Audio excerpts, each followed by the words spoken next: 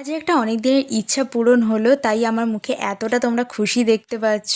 আসলে আজ এসেছে একটা পার্সেল, তো সেটাই তোমাদেরকে দেখাবো কি এসেছে। এই বোতলটা নিয়েছি, আমি দেখছিলাম এর ভেতরে কি আছে আর নাড়িয়ে নাড়িয়ে। এটার দাম ছিল 400 টাকা, বাট নিয়েছে 300 টাকা, অফারে নিয়েছি। ফার্স্টে ভাবছিলাম যে এত টাকার বোতল কিনবো, সেই তো জলই খাবো, বাট আমার বোতলে একটা আলাদা ধরনেরই মায়া কাজ করে, তাই ভাবলাম নিজের ইচ্ছাটাকে আর চেপে না রেখে তাড়াতাড়ি বোতলটা অর্ডার দিয়ে দিই, যে যা বলে বলবে। তো আমি অর্ডার দিয়ে তারপর মাকে বলেছিলাম।